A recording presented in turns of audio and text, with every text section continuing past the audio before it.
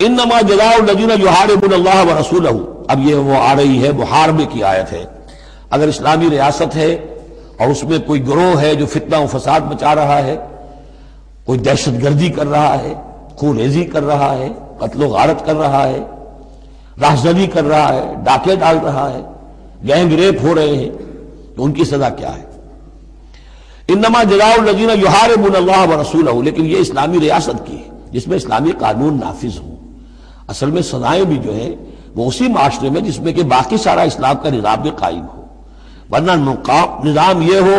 جھوٹی گواہیاں دینے والے موجود ہوں، ایمان فروش موجود ہوں، ججوں کو خریدا جا سکتا ہو، اور اس میں یہ سخت قوانین بنا دیے جائیں، تو پھر اس سے جو نتائج نکل رہے ہیں وہ بجائے یہ کہ شریعت کو کوئی نیک نامی ملے، شریعت بدنام ہوتی ہے الٹی۔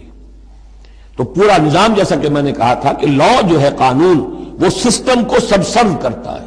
سسٹم صحیح ہو، اب وہ قانون صحیح جو ہے اسے سپورٹ کرے گا اور اسے برقرار رکھے گا، اس کی حفاظت کا ذمہ دار ہوگا۔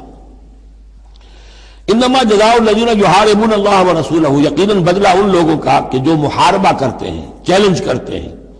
اللہ کو اور اس کے رسول کو، یعنی اسلامی ریاست کو، وَيَسْعَوْنَ فِي الْأَرْضِ فَسَادًا، اور زمین میں وہ فساد مچاتے پھرتے ہیں، أَن يُقَتَّلُوا، کہ انہیں قتل کیا جائے، بلکہ یقتلوا نہیں، یقتلوا، ان کے ٹکڑے کیے جائیں، تقتیل، یقتلوا تقتیلا، اور یسلبوا، یا انہیں سولی چاہا جائے، اور تقطع ایدیہم وارجلہم من خلاف، یا ان کے ہاتھ اور پاؤں مخالف سمتوں سے کاٹا جائے، ایک ہاتھ کاٹ دیا جائے، ایک پاؤں کاٹ دیا جائے، اور ینفوا من الارض، یا انہیں ملک بدر کر دیا جائے،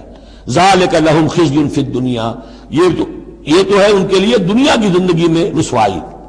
وَلَهُمْ فِي الْآخِرَةِ عَذَابٌ عَظِيمٌ، اور آخرت میں ان کے لیے مزید بہت بڑا عذاب ہے۔